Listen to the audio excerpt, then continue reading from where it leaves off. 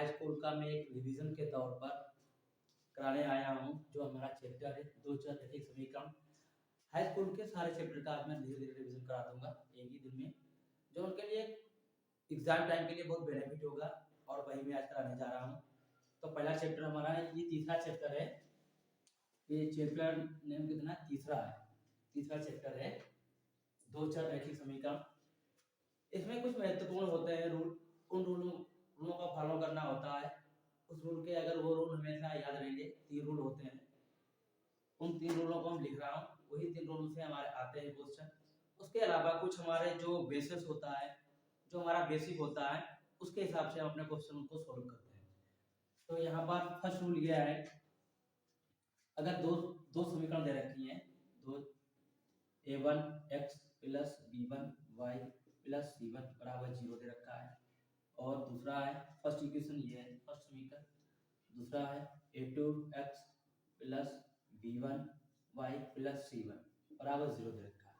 तो यहाँ पर हम तुलना करेंगे। अगर हमारा फर्स्ट रूल में a1 upon a2 not equal to b1 upon b2 not equal to c1 upon c2 आता है, तो हमारी जो रेखाएं होती हैं वो एक दूसरे को प्रतिच्छेदी करेंगे, मतलब वो रेखाएं एक दूसरे को काटेंगी। तो इस तौर पर हम लिखेंगे कि रेखाएं जो होंगी क्या करेंगी, रेखाएं ये दोनों रेखाएं एक दूसरे को क्या करेंगी, प्रतिच्छेदी करेंगी। रेखाएं प्रतिच्छेदी, प्रतिच्छेदी बोले तो काटेंगी, प्रतिच्छेदी करेंगी, प्रतिच्छेदी करेंगी इस तरीके से। जब रेखाएं प्रतिच्छेदी करेंगी तो इसके जो समीकरण दोनों होंगे, तो ये दोनों होंगे संगत होंगे। तो ये समीकरण क्या होंगे, इसे बोलेंगे हम संगत, ये बोलेंगे हम संगत समीकरण होंगे, संगत समीकरण होंगे। कैसे इसमें दिखाया जाएगा, जैसे कि ये कोई ग्राफ है, एक्स अक्ष पे है और ये वाई अक्ष पे है, ये वाई अक्ष है, ये एक्स कैपिटल में लिखते हैं, ये वाई है, ये कैपिटल है। अगर हम यहाँ पे इसको मान लेते हैं लाइन L1 है और ये लाइन L2 है, तो मान लेते हैं कि एक लाइन इस तरीके से निकली है, लाइन L1 है, यह मूल बिंदु है इसका ओरिजिन, और एक लाइन यहाँ से आई है L2, ये L2 लाइन जो यहाँ पर जो बिंदु करेगी इसे कहते हैं प्रतिच्छेद बिंदु, प्रतिच्छेदी। यहाँ क्योंकि इसने काट दिया तो यहाँ कहेंगे प्रतिच्छेद बिंदु, प्रतिच्छेद बिंदु होगा यहाँ पर। ठीक इसी प्रकार एक दूसरा भी इसमें रोल होता है। एक दूसरा रोल क्या होता है, अगर ये रेखाएं यहाँ पर, अगर रेखाएं तीनों रेखाएं a1 upon a2 not equal to b1 upon b2 not equal to c1 upon c2, तो रेखाएं प्रतिच्छेदी करेंगे। ठीक इसी प्रकार से यदि ये रेखाएं हो जाती हैं अपन की, ये रेखाएं तीनों बराबर हो जाती हैं, यही तीनों रेखाएं ये बराबर हो जाती हैं, ये तीनों बराबर हो जाती हैं, तो यहाँ पर रेखाएं प्रतिच्छेदी नहीं, तब रेखाएं यहाँ पर होगी हमारी संपाती, क्या होंगी, संपाती। तो हमारी रेखाएं क्या होंगी, संपाती होंगी, तो संपाती होंगी। और तो रेखीय समीकरण संगत तो होंगे, लेकिन ये जो रेखाएं बनेंगी, इसका डायग्राम बनेगा, ये डायग्राम एक रेखा ऊपर दूसरे ऊपर रेखा चढ़ जाएगी, जैसे कि इस तरीके से बनेंगी एक दूसरे के ऊपर। ये यहाँ पर है अपन का एक्स अक्ष हो गया, इधर अपन का हो गया वाई अक्ष। तो ये रेखाएं, एक रेखा L1 इसके ऊपर होगी, ठीक जस्ट इसके ऊपर रेखा एकदम संपाती, मतलब ठीक इसके ऊपर ऐसे एकदम रखी होगी, एक के ऊपर एक, तो यही रेखा यहाँ पर L2 भी होगी, तो इसे कहेंगे संपाती। और जो भी संपाती भी होंगे तो वहां पर समीकरण कैसा होगा, संगत समीकरण होगा। एक क्या आता है, जस्ट सेम इसके वजह से होता है, सेम ये बराबर नहीं होता है, इसमें क्या होता है अपन का, ये संपाती होंगे। अगर यहाँ पर समीकरण बोले तो जैसे ये हमारे a1 अपान a2 होकर कर दिया बराबर नहीं है, a1 अपान a2 नहीं है, नहीं गलत बोल रहा है, इसका क्या होगा अपन का, a1 अपान, यहाँ पाएगा अपन का a1 अपान a2 बराबर b1 अपान b2, लेकिन तो नॉट इक्वल टू होगा अपन का c1 अपान c2 होना चाहिए, c1 अपान c2। तब यहाँ पर रेखाएं क्या होंगी, तब रेखाएं समांतर होंगी, तब रेखाएं क्या समांतर, कैसे क्या होंगी, समांतर होंगी, रेखाएं क्या होंगी, समांतर। तो इसके समीकरण क्या होंगे, इसके असंगत समीकरण होंगे, असंगत समीकरण होंगे, असंगत समीकरण होंगे। जैसे इसका फोटो बनेगा, जब भी बनेगा तो एक रेखा ये L1 हो गई, जस्ट इसके पैरेलल मिल कर जाएगी, ये क्या होगा L2, ठीक है, क्योंकि ये इसके ऊपर चढ़ जाएगी, ऐसे एकदम पैरेलल जाए। सेम इसमें कहेंगे समीकरण कैसे होंगे, समांतर होंगी, रेखाएं समांतर होंगी और समीकरण इसके क्या होंगे, संगत असंगत समीकरण। तो इस तरीके से इसका डायग्राम बनेगा, ये x हो गया इसका, ये y हो गया। और फिर कुछ होते हैं ऐसे इसमें, बस इसके अलावा इसके नहीं होता है, इसमें ये ज्ञात करना रहता है संगत या असंगत है, ये बताना रहता है। इसमें मूल होते हैं, आदुत्य हल होंगे, ये सब बताया रहता है। इसके अलावा कुछ बेसिक होते हैं इसमें जो अपने हिसाब से, जैसे कि राम की आयु इतने वर्ष से और श्याम की आयु इतने वर्ष से, इससे इतना 5 गुना इससे ज्यादा है तो वो कैसे ज्ञात करने को अपना बेसिक से निकाल लेगा। इसमें कोई ऐसा कोई रूल नहीं रहता है, ठीक है। चैप्टर में इतना ही था, अब हम चौथा चैप्टर शुरू करेंगे जाकर। चैप्टर नेम अब यहाँ पर है अपन का दो घात समीकरण, दो घात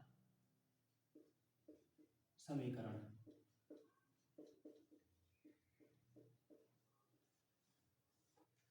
दो घात समीकरण में ये चौथा चैप्टर है। दो घात समीकरण 3 कंडीशन इसमें भी होती है, जैसे कि अपन का दे रखा है यहाँ पे रखा है ax² प्लस के bx प्लस c बराबर 0 दे रखा है। अब यहाँ पर हमको मूल निकालने के, इसके मूल होते हैं, एक होता अल्फा, एक होता बीटा, ठीक है। अगर हम यहाँ पर निकालेंगे कि मूलों का योगफल क्या होता है, तो यहाँ पर निकालेंगे मूलों का योगफल,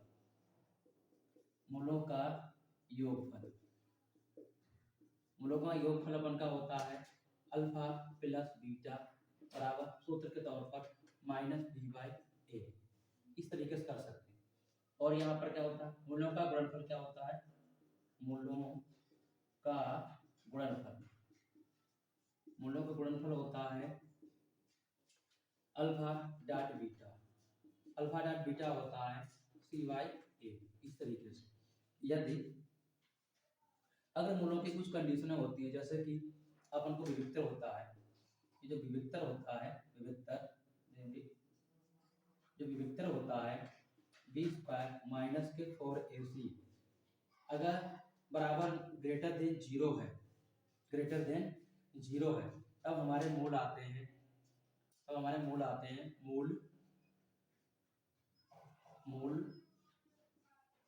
मूल वास्तविक तथा भिन्न होंगे। इसका अगर हम डायग्राम इस तरीके से डायग्राम बनाएं तो ये कोई x और y है, तो ये अपन को इस तरीके से काटेंगे, क्योंकि ये एक मूल हो जाएगा, ये यहाँ काटा, एक अल्फा हो जाएगा, इसका मूल्य बीटा हो जाएगा। इस तरीके से अगर वेक्टर b² माइनस 4ac अगर vector b² minus 4ac greater बराबर क्या है 0, ग्रेटर इक्वल 0 है, b² माइनस 4ac अगर वेक्टर है उनका, तो जो अपन का विवेक्तर है b² माइनस 4ac बराबर 0 है, तो उसके मूल आएंगे अपन के, तो उसके मूल आएंगे मूल वास्तविक व क्या आ जाएंगे अपन के मूल वास्तविक व बराबर होंगी।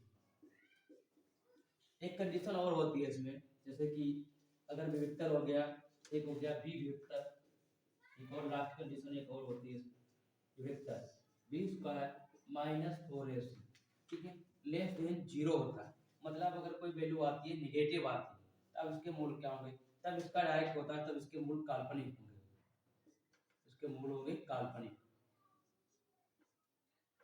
तो इसके मूल अपन क्या आएंगे काल्पनिक, होंगे।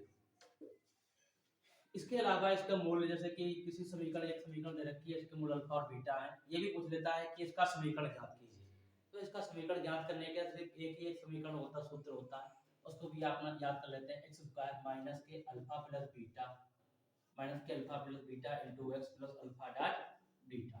जैसे कि किसी समीकरण बराबर क्या हो जाएगा 0, जैसे किसी समीकरण मान लेते हैं अल्फा बराबर होता है 2 दे रखा है, बीटा बराबर दे रखा है 3 दे रखा है, हमें एक समीकरण ज्ञात करना है, तो डायरेक्ट हमारा समीकरण आ जाएगा x² माइनस के अल्फा प्लस बीटा, मतलब 3 2 5, x है तो x प्लस 2 3 6 यहाँ पर बार बराबर क्या हो गया 0। ये हमारा इसका डायरेक्ट समीकरण है। ठीक इसी प्रकार हम कोई समीकरण दे रखे, अब इस समीकरण का जैसे मूल निकालना होगा तो minus b by a, b का मान कितना है यहाँ पर -5 है और ये का मान यहाँ पर गुणांक 1 है, तो -5 बटे ए मतलब 1 माइनस पहले से माइनस माइनस प्लस हो जाएगा तो 5 आ जाएगा अल्फा प्लस बीटा। यहाँ से भी देख सकते हैं अल्फा प्लस बीटा देखा 3 2 5 आ गया इसका मान। गुणनफल क्या होगा, तो 6 यहाँ से अगर निकाल सकते हैं या तो सी बाई ए, सी का मान कितना है यहाँ पर 6 है, ए का इसका गुणनफल कितना है अपन का ए, तो सी बाई ए मतलब 6 बटे 1 मतलब 6 इसका आ जाएगा। हाई स्कूल में इतना ही है, इसके अलावा इसके इस चैप्टर में देखा समीकरण में इससे ज्यादा नहीं। अब इसके आगे समीकरण चैप्टर आता है हमारा समांतर श्रेणी, वहां का भी आज रिवीजन करें, वो चैप्टर नंबर 5 है, उसका भी देखते हैं क्या है। चैप्टर नेम है समांतर श्रेणी। समांतर श्रेणी, अगर समांतर श्रेणी में क्या होता है, जैसे कि इसमें रीजनिंग के टाइप का होता है, मान लेते हैं एक तो श्रेणी चल रही है, एक ए चल रही है, ए प्लस डी चल रही है, एक ए प्लस 2डी चल रहा है, ऐसे डेट ये एन पदों तक जाता है, एन पदों तक जाता है।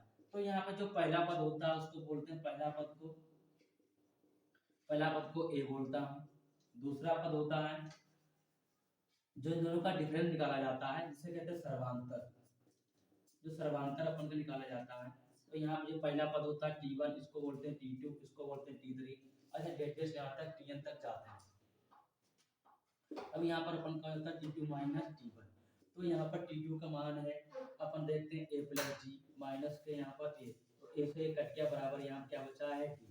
तो इसका सर्वांतर मतलब सर्वांतर वो होता है दो पदों का अंतर, जिसे बोलते हैं सर्वांतर। तो यहाँ पर d, इसलिए डिफरेंस निकल के आता है दो पदों का अंतर, और ये अपन का आ गया सर्वांतर। तो यहाँ पर ये अपन का क्या आ गया है सर्वांतर, जो दो पदों का अंतर आ गया सर्वांतर। इसके बाद देखते हैं इसमें क्या होता है, जैसे यहाँ पर हमसे पूछ लेगा कि इसके एनवा पद बराबर क्या होता है, तो हम यहाँ पर एनवा पद दिखा सकते हैं। एनवा पद को शो करते हैं टीएल से, इसको एल से भी दिखाते हैं, एल मतलब अंतिम पद, इसको भी एल बोलते हैं अंतिम पद, अंतिम पद, यहाँ से भी इसको निकाल सकते हैं अंतिम पद। तो एल बराबर A plus N minus 1 into D, यहाँ से भी ये सूत्र निकाल सकते हैं। जैसे यहाँ पर ए दिया होगा, एन दिया होगा, डी दिया, तो तीन निकाल सकते हैं अपन। इसके बाद क्या होगा यहाँ पर, अगर हम एसन पदों का योग पर निकालते हैं, एसन पदों का मतलब जब इस श्रेणी में एन पद दे रखे हैं तो इन पदों का योग पर, तो दे रखा है एन पदों का योगफल, इन पदों का योगफल होता है एन बराबर से 100 दिखाते हैं, एन बराबर n बाई 2 ब्रैकेट में 2a plus n minus 1 into D. अगर अगर अगर हमको यल दिया, अगर यल दिया हो तब क्या लगाएंगे सूत्र, तब लगा लेंगे अपन एन बराबर हो जाएगा अपन का n by 2 a plus n, इस तरीके से भी हम लगा सकते हैं। अगर हमको L मतलब अंतिम पद होता है, यहाँ पर लिखा है ये बराबर क्या होता है a plus n minus 1 into D होता है, ऐसे पदों का योगफल n बराबर n by 2 2a plus n minus 1 into D होता है। इसके अलावा इसमें सूत्र नहीं होते हैं, इसके अलावा उसमें जो बोल देगा कि 13वां पद इतना है, चौथा पद इतना है, अगर इतना ही पद बोले, जैसे कि उसने एक बार बोल दिया t1 अपन का a होगा, अगर उसने t2 बोल दिया तो t2 यहाँ होगा a प्लस, यहाँ 2 है तो यहाँ से d आएगा, यहाँ t3 बोल दिया तो a प्लस, यहाँ 3 है तो यहाँ 2d आ जाएगा, ऐसे यहाँ पर 4 है तो a प्लस 3d आ जाएगा यहाँ पर, ऐसे यहाँ पर 5 है तो यहाँ पर a प्लस क्या आ जाएगा अपन का 4d आ जाएगा। सेम इसी प्रकार अगर यहाँ पर n है तो यहाँ पर a plus n minus 1 into D, same इसी प्रकार यही, इसलिए सूत्र बन जाता है अपन का t बराबर अंतिम पद a plus n minus 1 into D आ गया है। अगर यहाँ पर अपन को मान लो किसी 55 पद निकालने हैं, 55 पद तो t 55 वाला निकालना है तो अपन का a प्लस यहाँ पर आ जाएगा 54 डी आ जाएगा। इतना ही है इसमें, इससे ज्यादा भी है, लेकिन अपन कुछ चीजें ऐसे होती है जो सूत्र से नहीं बता सकते, वो कुछ चीजें अपन को प्रैक्टिस से ही आती है, जब बार बार प्रैक्टिस करेंगे तभी समझ में आती है। वरना सूत्र एक तो बता रहे हैं रिवीजन के लिए ताकि आपको फार्मूला वहां पर ध्यान, अगर कोई इजी सवाल क्वेश्चन आए तो आपसे आसानी से बन जाए, उसमें आपको 3-5 ना करना पड़े। तो अब अपन आते हैं, इसके बाद आता है छठवां छठवां त्रिभुज है, उसमें तो कॉन्सेप्टिव होते हैं कि जैसे त्रिभुज के मान लो त्रिभुज है, त्रिभुज के तीनों कोणों का योग कितना होता है, 180 होता है। समबाहु त्रिभुज होते हैं, समद्विबाहु त्रिभुज होते हैं। तीनों त्रिभुज के तीनों कोणों का योग 180 होता है। समद्विबाहु त्रिभुज है, उसमें दो भुजाएं बराबर होती हैं, एक भुजा नहीं बराबर होती है। समबाहु त्रिभुज होता है, जिसमें तीनों भुजाएं बराबर होती हैं, उसका क्षेत्रफल होता है √3/4 into भुजा स्क्वायर। इससे निकालना पड़ता है इस कोण को, उसके अलग से निकालते हैं। अब इसके बाद हम पढ़ने आते हैं सातवां चैप्टर। सातवां चैप्टर क्या है? सातवां चैप्टर है हमारा, सातवां चैप्टर है जैसे कि ये कि हमने पढ़ा था 2D डायमेंशनल, 3D डायमेंशनल, उसी हिसाब से इसमें सातवां चैप्टर भी आता है। सातवां चैप्टर है जो उनका सातवां चैप्टर है निर्देशांक ज्यामिति। निर्देशांक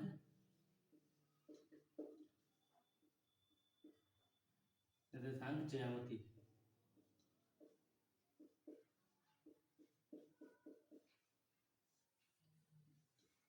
ये चैप्टर सभी मानते हैं चैप्टर कठिन होता है, लेकिन इससे सर मुझे नहीं लगता कोई चैप्टर होगा, क्योंकि इसमें सिर्फ फार्मूला बेस्ड सारे क्वेश्चन आते हैं, बस थोड़ा सा कॉन्सेप्ट लगाना होता है अपना बेसिक वाला, नहीं तो वो भी नहीं। जैसे कि यहाँ पर अपन के इसमें जो कुछ फार्मूले हैं, 3-4 फार्मूले हैं, सर कोई नहीं, और कम से कम 7-8 नंबर का तो एक चैप्टर में आ ही जाता है बस फार्मूला बेस्ड। नंबर यहाँ पे एक बिंदु है ए, यहाँ पे एक बिंदु बी है, इसके निर्देशांक है x1, y1, और उसके निर्देशांक x2, y2। हमें निकालना है इसके बिंदु बीच की दूरी डी होती है। जो दो बिंदुओं के बीच की दूरी का सूत्र लगाना है, बस वही निकालना रहता है। इसके मध्य बिंदु का निर्देशांक निकालना रहता है, इसके निर्देशांक निकालने रहते हैं। जैसे कि अगर m/2 में काटते हैं तो इसका निर्देशांक क्या होगा, इसी प्रकार से निकालना था। तो दो बिंदुओं के बीच की दूरी क्या होगा, दो बिंदुओं के बीच की दूरी, दो बिंदुओं के बीच की दूरी यहाँ क्या है, ए और बी है, तो यहाँ लिखते हैं ए और बी। यहाँ पे क्या है x1, यहाँ पे x2। हम घटाएंगे x1, x से ही घटेगा हमेशा, किसी दूसरी जात से नहीं घटेगा। जैसे कि यहाँ पर अपन मान लेते हैं x1 लिखा है, तो यहाँ पर x1 और x2, या तो हम ले सकते हैं x1 - x2 का होल स्क्वायर, या फिर x2 - x1 का होल स्क्वायर। क्योंकि हम स्क्वायर करेंगे तो जो भी घटेगा माइनस या प्लस आएगा वो सब प्लस में स्क्वायर बन जाएगा। तो यहाँ डायरेक्ट लिख दे रहे हैं x1 - x2 का होल स्क्वायर प्लस यहाँ इधर हो जाएगा अपन का y1 - y2 का होल स्क्वायर।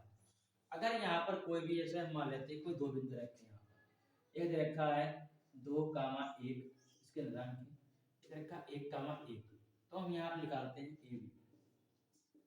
जो हमारी दूरी निकल के आएगी 2 में से 2 - 1 का होल स्क्वायर प्लस 1 - 1 का होल स्क्वायर, तो यहाँ निकलेगा 1 का स्क्वायर निकलेगा, 1 का स्क्वायर तो 1 ही आ जाएगा, यहाँ तो 0 हो गया। तो अब जब भी ए बी आएगा तो अपन इसे ऐसा सिंगल लाइन लिखेंगे कि बस ए बी 1, तो बिंदु बीच की दूरी 1 आ लेना, इसका मात्र लिखेंगे, एक मात्र। हमको इसी तक पूरे नंबर मिलेगा, नहीं तो काट देगा।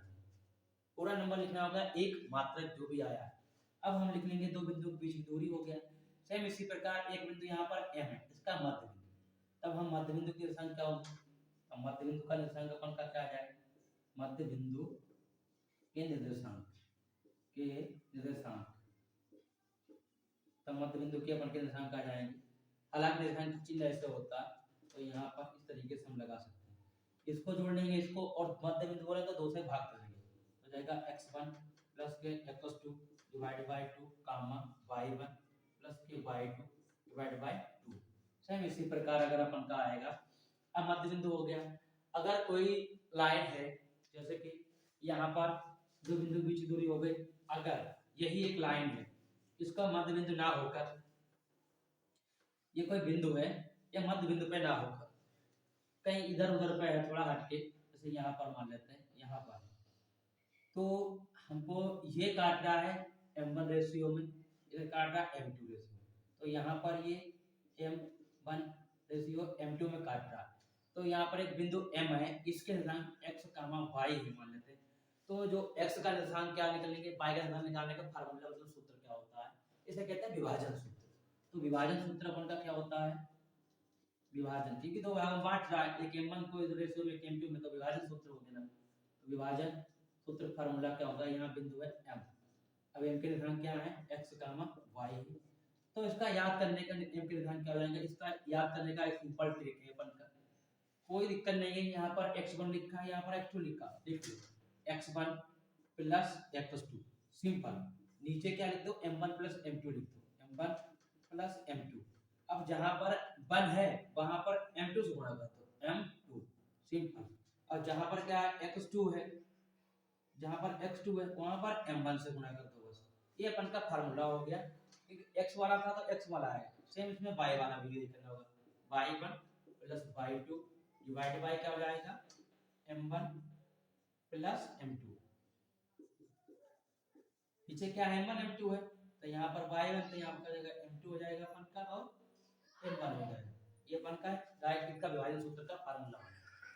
इसके अलावा इसमें दूरी सूत्र हो गया हमारा, मध्य बिंदु के निर्धारक हो गए हैं, और क्या हो गया, विभाजन सूत्र हो गया। इसके अलावा हमारा पहले था त्रिभुज का क्षेत्रफल आता था, अब सिलेबस से हटा गया है, तो मैं जो हटा गया है उसको नहीं लिखूंगा।